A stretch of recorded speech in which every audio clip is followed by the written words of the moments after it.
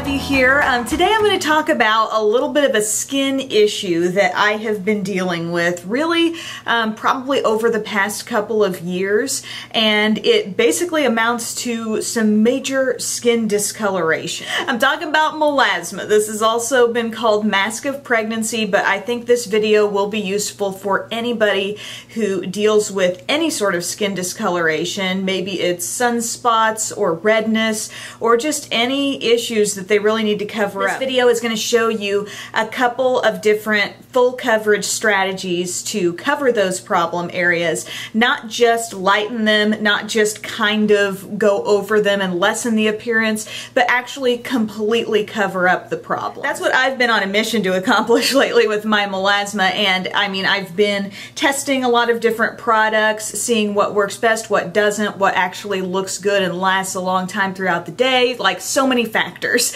And so after a lot of trial and error, I feel ready to bring you my strategies. But I do want to talk a little bit about melasma, aka mask of pregnancy. This may be something you are familiar with, or maybe you're not. I was kind of surprised to find out after I did a little research that some like 45 to 50 million people around the world deal with this. It's primarily women, and it can be brought about for different reasons. For me, I've dealt with it from a hormonal standpoint, I guess. It started creeping up on me in the past couple of years, and it began when I was on birth control pills.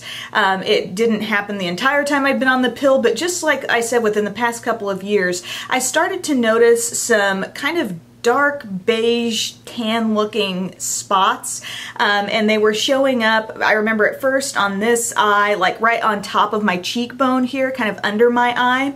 I started to see that, and at first I didn't even know what it was. I just thought it was like a sunspot, and so I, you know, just went ahead and covered that up like I would cover my under eye circles, and it was pretty light and not super noticeable. And over time it's spread a little bit, it's deepened some, and that's been happening during my pregnancy. That's the like internal hormonal change that can bring this on in some people. I really noticed that coming on, especially probably in the second trimester of pregnancy and now into the third. It's like these dark, almost patchy looking areas right there on top of my cheekbones. And this is not the only place women can deal with melasma. Some people, I've heard about having this on their upper lip, their chin, down the sides of their cheeks, forehead. It can really show up anywhere, but for me, it's been kind of confined to the area on the tops of my cheekbones. Pretty much the area you want to have the reverse effect on, you know, you want to brighten and highlight that area. That's where I'm dealing with my darkness. I've heard melasma can have some genetic ties, and that makes sense to me because my mom dealt with this throughout her pregnancies, and she said it faded after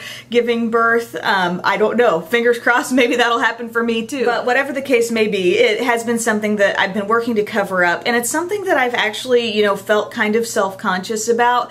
Doing YouTube videos, I mean, from time to time I show my bare face and I'm doing a makeup application, and I remember in a video not too long ago you could see some of the spots that I was, you know, in the process of covering up, and somebody made a comment in the comments section like, you look like you've been punched in the eye, maybe you need to work out some personal problems or something. And I just remembered feeling so like it kind of knocked the wind out of me for a second, and I just thought, oh my gosh, I feel, well, first off, I feel really self-conscious now, and I also feel really misunderstood, you know, because this is something that I think it's common, yet it's not common. I think while there are a lot of women dealing with melasma, there are a lot of people who have no idea what it is and would not know it if they saw it, you know? And like I said, going throughout pregnancy, it's gotten a little more intense, and by the way, this is nothing I can feel, this is nothing that has any sort of sensation on my skin, it's purely just, you know, the coloring that my skin is taking on in that area. And I guess that comment kind of got stuck in my head, and it made me a little bit scared to bear it all. You know, I felt weird, I felt different.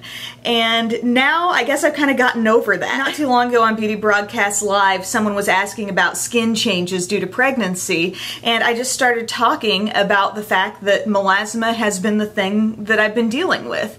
You know, some people have breakouts, some people get dry skin, elsewhere on their bodies, you know, maybe stretch marks and all kinds of other symptoms. I haven't even really dealt with any morning sickness, but this has been my symptom of pregnancy, and I'm not complaining about it. This is such a blessing to be in this state. I wouldn't change it for anything, but yet I am a total makeup nerd and I am compelled to find the best way to cover it up and deal with it, and I feel just kind of empowered knowing that I can, you know, deal with this discoloration that's on my face. But since talking about it, a lot of people kind of came out of the woodwork and said, hey, I'd love to see a video on how you cover this up. You know, I'm dealing with the very same issue, and it was so many more people than I even realized. So I thought, heck, you know, I'll swallow my insecurities, I'll be vulnerable, I'll show my stripes, as I lovingly call them, and show some of the ways that I've been working on to cover them up. So it wasn't really my goal to make this video some big huge personal story, but I just wanted you to know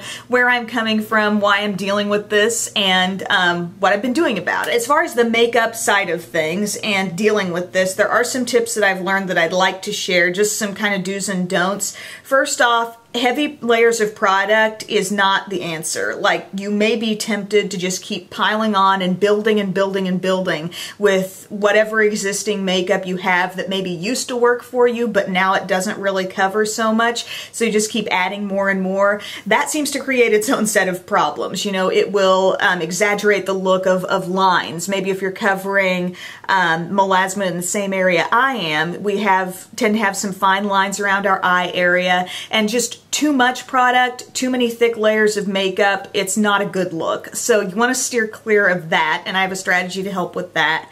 But also, don't go too light in tone to overcorrect. It can be tempting to just go with a really light skin tone product thinking that's really going to cover it up. But what I find ends up happening with melasma dark spots, your lighter skin tone concealers may lighten your problem, but they won't cover it up. It will simply take on a different tone. So that goes for foundations or concealers. Don't go too light. Another note that I made for myself, I was working on this last night, but be careful not to over blend your concealers or your foundations in the areas where you're covering up your melasma. Sometimes you can be totally on the right track to getting it covered up, but you kind of rub your brush over the area too much or too frequently, and then what do you know, you're seeing through to the problem again. And this pertains to the order you apply your products in. I like to start with a foundation and then go in with my concealers or any kind of brightening products. And another tip is just always wear SPF. Sun exposure can really deepen your melasma. If I haven't been diligent enough to like reapply sunscreen on my face, if I'm being outdoors for a long time, it can get darker. It can look more intense with sun exposure, so just keep that in mind. So now I want to show you some products and strategies for actually covering up the melasma, and the first one is using a really full coverage foundation. So I've moisturized my skin, I have a primer on, you can really do whatever you prefer where that's concerned, but for foundation, I'm using the Estee Lauder Double Wear Maximum Cover, and it's camouflage makeup for face and body. It does have SPF 15 in it, but this is definitely a different texture from regular Double Wear. This being a face and body foundation, I find that it really does slip over the skin very easily. It spreads really easily. But I have this in 05 Creamy Tan. I usually use about a pearl-sized amount of this product, and one key is to not use too much. And I just start out by spreading it all over my face, just really roughly. This is what I do with a lot of foundations, like make sure and really target it on those areas that I need it most, and then just kind of spread the remnants elsewhere. And this foundation, sometimes I feel like it can come off a little bit heavier looking on the skin, sometimes like hours into the wear of the day. I feel like I can see it more, but that's not usually an issue if I'm really conscious of not using more than that small pearl-sized amount. So I've spread that everywhere, and then this is my Sigma F84 brush. It's an angled kabuki brush. Over those areas where I'm dealing with the melasma, I am not really hardcore buffing this in, but I'm more so just stippling over it. That pressing motion really will still blend the foundation into the skin. And then other areas, I'm a little more vigorous with it because there's not quite that unevenness that I'm battling elsewhere. So just blending in all over the rest of my face. You don't want to let this sit too long before you start blending it in because it will set and it is very long wearing. but just really get the rest of it up into your hairline, everywhere it needs to go. But as you can see, that totally covered up the melasma, and that's just a foundation that I've used there. It's really the only foundation that I've found so far that I can just pick up, put on, and it really covers the issue. I don't feel like I've got any thick layers on my face. I've just got one layer of really good coverage. One additional step that I do like to do, not for coverage, but just for brightening, I'll bring in a brightening type concealer, and this is the Maybelline Instant Age Rewind and Fair. There are tons of brightening concealers out there. Any of those could work, but if I want that more highlighted effect and also to get right in here, you know, I'm not really needing heavy coverage for dark under eye circles, but I do like the added brightness. And then you can go on and take this up on top of your cheekbones a bit. And then I'm just using my P84, which is the baby version of that foundation brush I was using.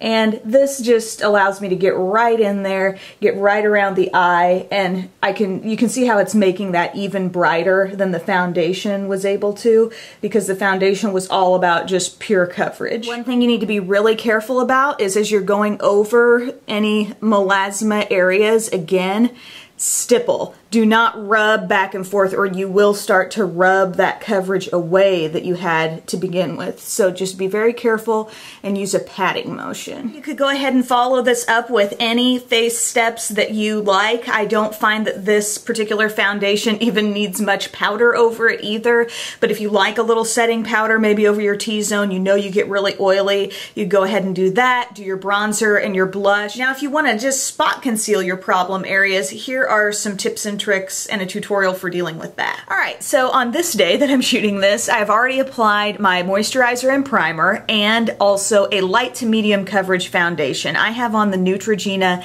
Healthy Skin Liquid Makeup. I think this is pretty representative of the effect that I get on my skin when I apply the average foundation all over. It's not super full coverage, and as you can see, I can still see those marks of melasma still coming through. So I wanted to share this spot concealing method if you do want, you know, a lighter weight coverage all over the rest of your face, or maybe you're just loaded down with different foundations you want to use up and you'd really rather just target, you know, your area of melasma. Maybe it's just a really small area. Like I said, mine started about this big and it was not a huge deal to cover up, and I wouldn't have needed to really rely on full coverage all over just to take care of that. If your melasma takes up a really large surface area of your skin, this may be a little bit more of a tedious process compared to just, you know, taking a full coverage foundation and getting that all over. But I just wanted to give you a different strategy, some different things to think about, and whether you are dealing with really dark circles,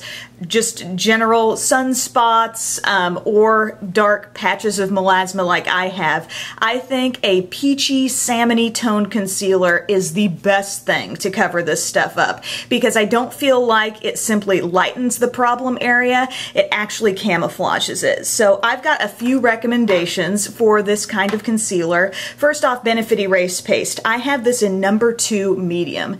Great example of the tone that I'm talking about, and this is probably, of the 3 I'm going to recommend, this is the most like moisturizing. This has a lot of hydration in it. If you're especially dry in your under eye area, this may be something that you want to, you know, work in as your concealer. The thing about these 3 that I'm going to recommend, it's the very similar tone and coverage level, but different consistencies.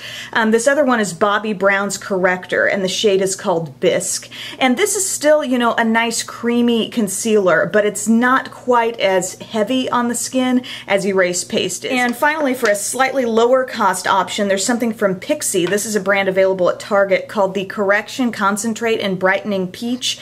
Reminds me a lot of Bisque. I mean, as you can see as we compare all these color tones, this is the kind of peach I'm talking about. If it's a lot lighter than this, it's probably not going to do the corrective job we're after. But all of these concealers have a decent amount of creaminess, so what I like to do is apply them actually with my finger, and I just start going over the area that I'm trying to cover up here. I also, because these work so well around the eye area and any darkness, I go ahead and work this right up to the lower lash line, you know, that inner dark crevice that we all get right in here. Once I've got that kind of roughly layered on, I start dabbing in with my finger, and the warmth of my finger helps the product start to melt right into the skin. And you'll notice I'm just patting, I'm not really rubbing, I'm not pulling at the skin at all. And it's very buildable. I'm not getting much on my finger. Whenever I tap back into this, I just get a tiny, tiny amount of product on here. It does not take much. And just keep building it up, and there you go. You've got one side of the face completely concealed, and then this side you can still see the problem. And I'm going to go on and show you one other thing that I like to do to top this off, and that is to apply a very lightweight amount of a setting powder. I'm using my Bare Minerals Summer Bisque. This is a full coverage type of concealer powder, and I use Smashbox number 10 brush, but any brush that you think is like maybe a really jumbo brush for the eye area, like something too large for your crease, you can definitely use it with this powder, and I think it helps me get just the right amount of product. It doesn't pack on too much like maybe a flat brush would, but it just gives me that light dusting. And I just go over the entire under eye area lightly with something like this. I have tried comparable products from e.l.f. e.l.f. makes some mineral setting powders that work nicely. They don't really add so much coverage, but I think what you really want to do primarily is just kind of mattify that area and just make it look extra perfected. So I hope this video gives you some tips and tricks for any discoloration you might be dealing with, whether it's melasma like me, sunspots, hyperpigmentation, redness. It's my hope that just having some strategies in your hip pocket to deal with this whenever you might want to or need to will help you feel a little more empowered and just a little more confident. So let me know if you have any questions or if you have any tips of your own to share. That would be awesome. Let us all know in the comments section, and I'll talk to you guys later. Bye.